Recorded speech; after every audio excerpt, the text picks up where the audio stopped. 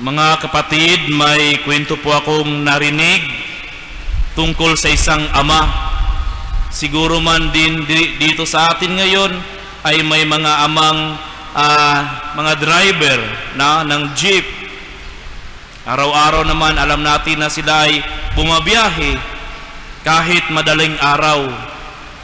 Kahit umuulan, kahit may sakit, minsan tinatanong siya ng anak, "Tay, bakit po ba kayo umattend? Bakit po ba hindi kayo umattend ng Christmas party sa bahay?"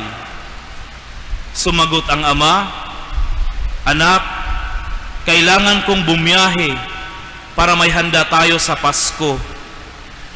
Kailangan kong bumiyahe dahil kapag hindi, 500 lang ang budget sa Noche Buena.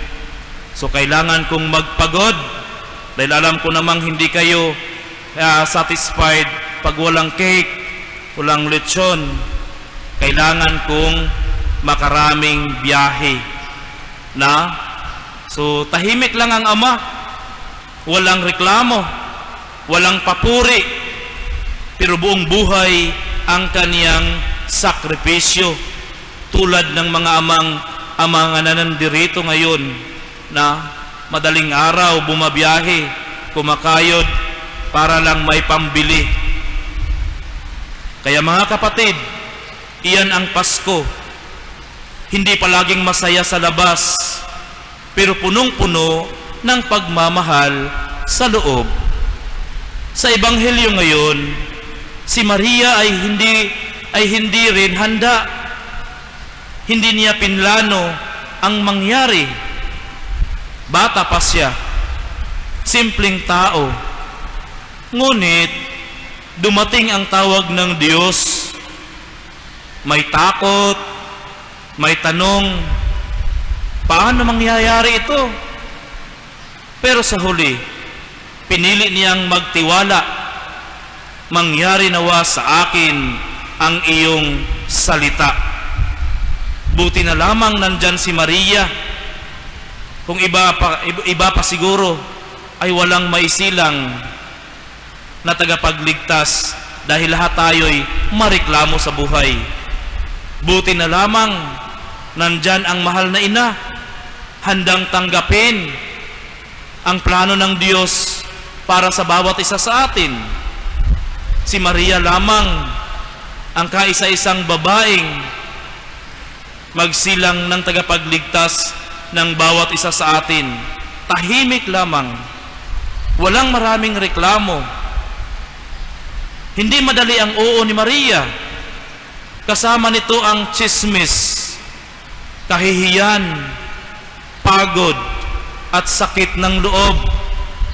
Ngunit dahil sa kaniyang sakripisyo, dumating si Jesus sa mundo.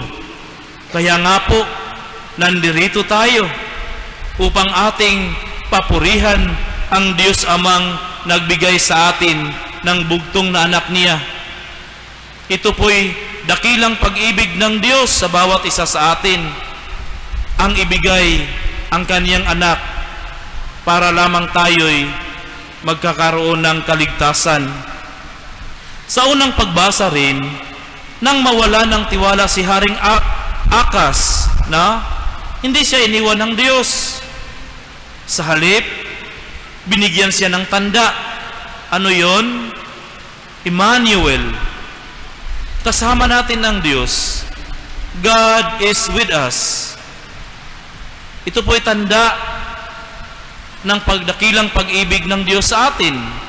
Kahit na sa hirap ng buhay, magtiwala ka lang sa Kaniya'y hindi Kaniya pababayaan. Kasama natin ang Diyos sa hamon ng buhay. At ibig sabihin po nito'y kahit sa gitna ng hirap ng ating nararanasan, sakripisyo, nandyan lagi ang Panginoon. Kaya mga kapatid, marami man sa atin ang parang si Maria at ang jeepney driver, mga magulang na inuuna ang anak. Ganun din sana ang mga anak. Inuuna din sana natin kung ano ang pangangailangan ng mga magulang. Kaya lang mga anak ngayon, iwan ko lang kung ano kayo, hindi na tumutulong sa gawain ng bahay. Dapat ang mga anak, kapag wala si nanay at si tatay dahil nandun sila lagi sa labas naghahanap buhay, mga anak din sanang naiwan sa bahay, marunong namang maglinis. Hindi puro na lang lakwat siya ang ginagawa, puro TikTok na lang.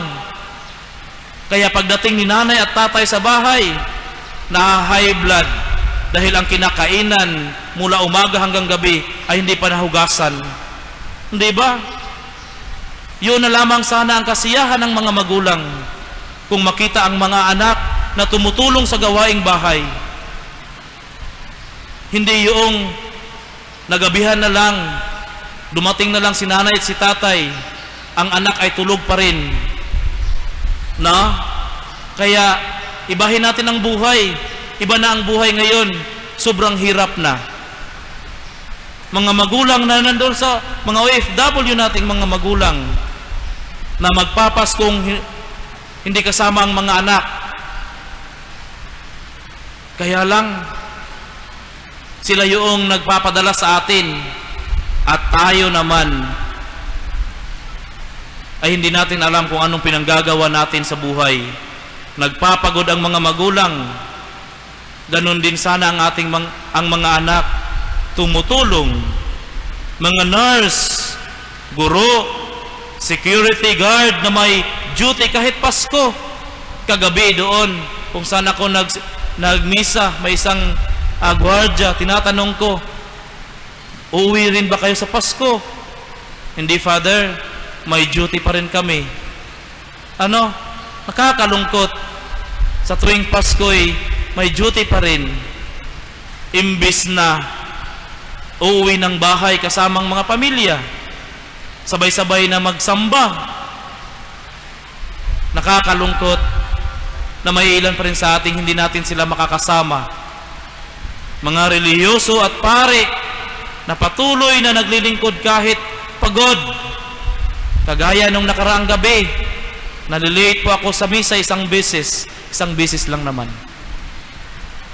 Pagkatawag ng sekretary doon sa chapel, abay nandoon pa ako sa higaan. Dali-daling bumangon, hindi naliligo, papuntang Muñoz. Biruin ninyo kung gaano kalayo. Pahirapan pa sa pag-book ng in-drive. Pero anyway, hindi yan ang problema. Ang problema ay nakarating.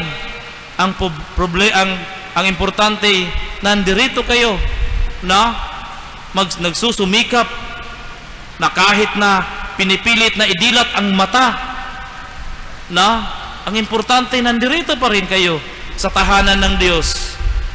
Tahanan ng Diyos, tahanan ng mga taong nangangailangan niya. Kahit na pasimpleng patulog sa misa, okay lang. Alam ng Diyos yan. Ang inyong sakripisyo'y mayroon ding matatanggap na kabutihang magmula sa Diyos. Kaya pagpatuloy nyo lang yan, na natutuwa ang Diyos sa mga taong marunong magsakripisyo sa buhay. Hindi sila sikat, hindi sila palaging napapansin, pero sa kanila buhay ang diwa ng Pasko para sa mga magulang natin. Kaya mga kapatid, may sakripisyo, at kung may sakripisyo, nariyan lagi ang Diyos. Amen.